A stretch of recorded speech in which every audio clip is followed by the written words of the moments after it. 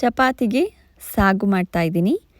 ಈ ಸಾಗು ಸ್ವಲ್ಪ ಡಿಫ್ರೆಂಟ್ ಆಗಿರುತ್ತೆ, ಬಟ್ ಟೇಸ್ಟ್ ತುಂಬ ಚೆನ್ನಾಗಾಗುತ್ತೆ. ಹಾಗೆಯೇ ಮಾಡೋದು ಕೂಡ ತುಂಬ ಅಂದರೆ ತುಂಬಾ ಸುಲಭ.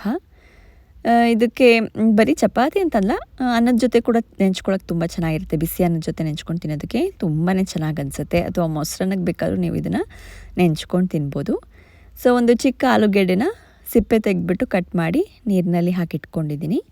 ಇದನ್ನು ಡೈರೆಕ್ಟಾಗಿ ಕುಕ್ಕರಲ್ಲಿ ಮಾಡ್ತಾ ಇರೋದು. ಹಾಗಾಗಿ ಕುಕ್ಕರ್ಗೆ ಒಂದು 2 ಸ್ಪೂನಷ್ಟು ಎಣ್ಣೆ ಹಾಕಿಬಿಟ್ಟು ಕಟ್ ಮಾಡ್ಕೊಂಡಿರೋ ಆಲೂಗೆಡ್ಡೆನ ಹಾಕಿ ಒಂದು ಸ್ವಲ್ಪ ಕರಿಬೇವಿನ ಸೊಪ್ಪನ್ನು ಹಾಕಿಬಿಟ್ಟು ಇದನ್ನ ಒಂದು 2 ನಿಮಿಷ ಬಾಡಿಸ್ಕೋಬೇಕು. ಒಂಚೂರು ಇದು ಕಲರ್ ಚೇಂಜ್ ಆಗ್ತಿದ್ದಂಗೆ ಇದಕ್ಕೆ ಒಂದು ಕೈ ಹಿಡಿಯಷ್ಟು ಹಸಿ ಬಟಾಣಿ, ಹಾಗೆಯೇ 3/4 ಕಪ್ಪಷ್ಟು ಹಣ್ಣು ಹುರುಳಿಕಾಳು ಇದೆಯಲ್ಲ ಅದನ್ನು ಹಾಕ್ಕೊಂಡಿದ್ದೀನಿ. ತುಂಬ ಚೆನ್ನಾಗಾಗುತ್ತೆ ಈ ಒಂದು ಕಾಳು ಹಾಕೊಳ್ಳೋದ್ರಿಂದ. ಹುರುಳಿಕಾಯಿ ಹಾಕೋಕ್ಕಿಂತ ಈ ಹಣ್ಣು ಹುರುಳಿಕಾಳನ್ನು ಹಾಕ್ಕೊಂಡ್ರೆ ಟೇಸ್ಟ್ ತುಂಬ ಚೆನ್ನಾಗಾಗುತ್ತೆ. ಅಕಸ್ಮಾತ್ ಸಿಗಲಿಲ್ಲ ಈ ಕಾಳು ಅಂದರೆ ಬೇರೆ ಯಾವುದೇ ಕಾಳು ಬೇಕಾದರೂ ಹಾಕ್ಕೋಬೋದು, ಅಥವಾ ಅವರೆಕಾಳು ಸೀಸನ್ ಆದರೆ ಅವರೆಕಾಳನ್ನೂ ಹಾಕ್ಕೋಬೋದು.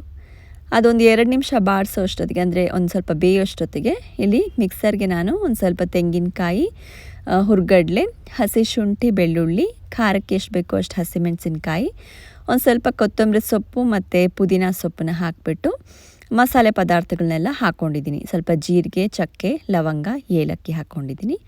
ಒಂದು ಸ್ವಲ್ಪ ನೀರನ್ನು ಹಾಕಿಬಿಟ್ಟು ಇದನ್ನು ಎಷ್ಟು ನುಣ್ಣಗಾಗುತ್ತೋ ಅಷ್ಟು ನುಣ್ಣಗೆ ರುಬ್ಕೋಬೇಕು. ಕೊತ್ತಂಬರಿ ಸೊಪ್ಪು ಕಡ್ಡಿ ಸಮೇತವಾಗಿ ಹಾಕಿದ್ದೀನಿ. ಪುದೀನ ಹಾಕೋದನ್ನ ಮಿಸ್ ಮಾಡಬೇಡಿ, ತುಂಬ ಚೆನ್ನಾಗಾಗುತ್ತೆ.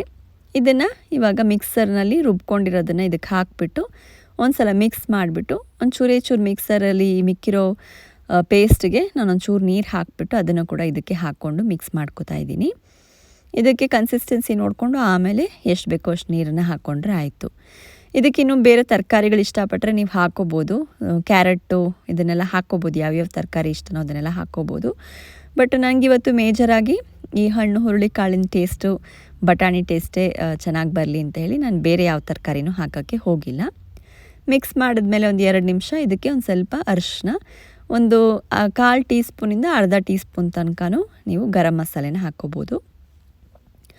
ಹಾಕಿಬಿಟ್ಟು ಎಲ್ಲ ಮಿಕ್ಸ್ ಮಾಡಿಬಿಟ್ಟು ಇದಕ್ಕೆ 1 ಗ್ಲಾಸಷ್ಟು ನೀರನ್ನು ಹಾಕ್ತಾಯಿದ್ದೀನಿ, ಅಂದರೆ 1 ಕಪ್ಪಷ್ಟು. ಹಾಗೆ ರುಚಿಗೆ ಎಷ್ಟು ಬೇಕೋ ಅಷ್ಟು ಉಪ್ಪನ್ನು ಹಾಕ್ಕೋಬೇಕು. ನಾನು ಮಿಕ್ಸರ್ಗೆ ರುಬ್ಬೋವಾಗ ಏನು ಹಾಕಿಲ್ಲ, ಅಂದರೆ ಮಸಾಲೆಗೆ ಏನು ಸಪ್ರೇಟಾಗಿ ಹಾಕಿಲ್ಲ.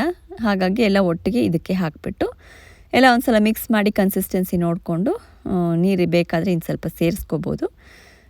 ಮುಚ್ಚಿಬಿಟ್ಟು ಇದನ್ನು 1 ಅಥವಾ 2 ವಿಸಿಲ್ ಬರೋವರೆಗೂ ಬೇಯಿಸ್ಕೊಂಡ್ರೆ ಆಯಿತು. ಅಷ್ಟೇ, ತುಂಬ ಈಸಿ ನೋಡಿ. ಎಷ್ಟು ಚೆನ್ನಾಗಿ 1 ವಿಸಿಲ್ ಬಂದರೂ ಸಾಕು ಮೀಡಿಯಮ್ ಊರಿನಲ್ಲಿ, ಇಲ್ಲಾಂದರೆ ಹೈ ಫ್ಲೇಮಲ್ಲಿ ಬೇಯಿಸ್ಕೊಂಡ್ರೆ 2 ವಿಸಿಲ್ ಬಂದರೆ ಸಾಕು. ಎಲ್ಲ ಕಾಳೆಲ್ಲ ಚೆನ್ನಾಗಿ ಬೆಂದಿದೆ. ಹಸಿ ಬಟಾಣಿ ಹಾಗೆಯೇ ಈ ಹಣ್ಣು ಹುರುಳಿಕಾಳು ತುಂಬ ಚೆನ್ನಾಗಿ ಟೇಸ್ಟ್ ಕೊಡುತ್ತೆ ಈ ಒಂದು ಸಾಗುಗೆ. ನೀವು ಒಂದು ಸಲ ಟ್ರೈ ಮಾಡಿ ನೋಡಿ.